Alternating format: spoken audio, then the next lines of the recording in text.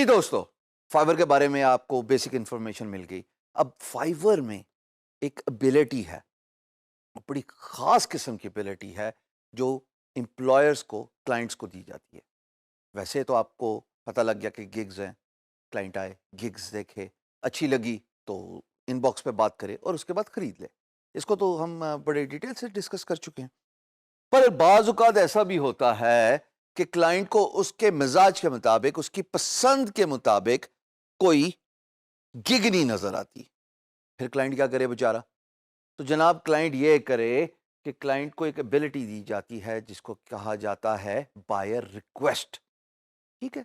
अब buyer request का मतलब ये है कि जैसे ट्रेडिशनल फ्रीलांस मार्केट प्लेस पे प्रोजेक्ट पोस्ट किया जाता है ना, इसी तरीके से फाइवर में भी क्लाइंट एक प्रोजेक्ट पोस्ट कर देता है। वो कहता है जी मुझे ये स्पेसिफिक सर्टेन रिक्वायरमेंट है, इसको देखते हुए मुझे बिड कर दो।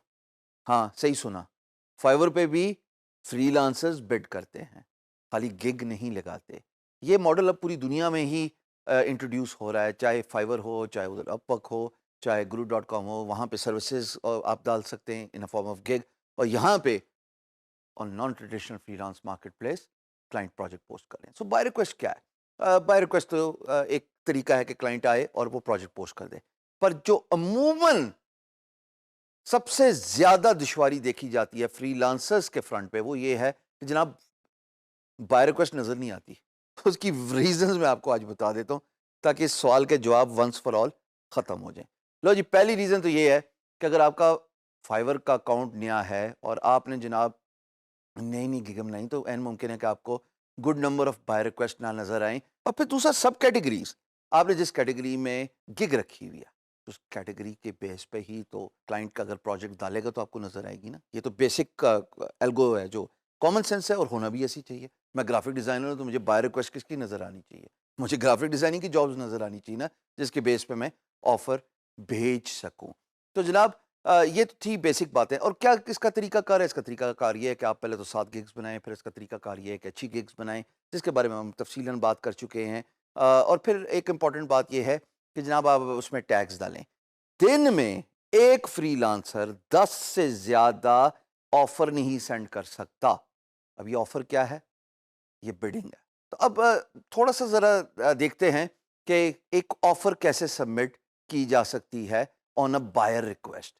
तो ये मेरी आप स्क्रीन देख रहे हो, इसमें मैंने ये जो प्रोफ़ाइल है ब्लर की हुई है, किसी दोस्त की है और अच्छी बात नहीं है कि मैं आपको ये सब कुछ दिखाऊँ, कुछ चीज़ें आपकी अपनी भी होनी चाहिए। वैसे भी मैं तो इंतज़ार कर रहा हूँ कि कोई पाकिस्तानी फ्रीलांसर किसी भी फ्रीलांस मार्केटप्लेस के होम पेज पे शोकेस हो और वादे के मुताबिक मैं उसके हाँ, घर आऊँगा उससे मिलने and will have a lunch together.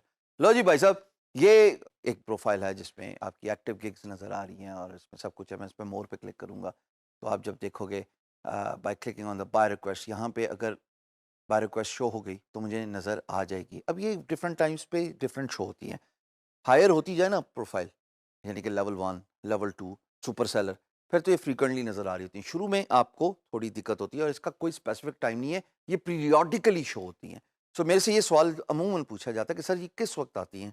मैं उनको यही जवाब देता हूँ पीरियोडिकली, कोई स्पेसिफिक टाइम फ्रेम नहीं है बाय रिक्वेस्ट होने का। अब चूँकि मेरी गिग्स डिफरेंट स्किल सेट की हैं, तो ये बाय रिक्वेस्ट नज़र आ रही हैं। अब इसमें आपको बाकी जो तो फ्रीलांसर्स हैं उनका नंबर है और उसके साथ में एक बटन है कि मैं जैसे बिड कर सकता हूँ। मैंने क्लिक किया जी इस बटन पे, इसमें मुझे मेरी गिग्स दिखा रहा है।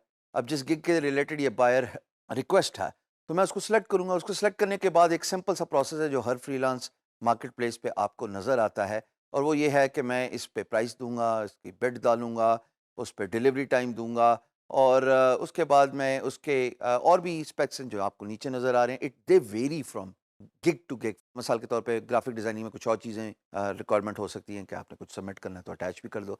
So therefore this is how the basic bidding is done. But एक चीज़ याद रखना, जब बाय रिक्वेस्ट होती है ना, तो इनिशियली आपके पास स्ट्राइकिंग इम्पैक्ट पहली 3-4 लाइनों में ही है। क्योंकि जो क्लाइंट देखता है, वो 3-4 लाइनें देखता है, उसके नीचे लिखा होता है रीड मोर। तो अगर तो आप 3 लाइन में अपनी कहानी, अपनी दास्तान, अपनी ऑफ़र स्पेसिफ़ाई कर गए, तो ज़िंदाबाद।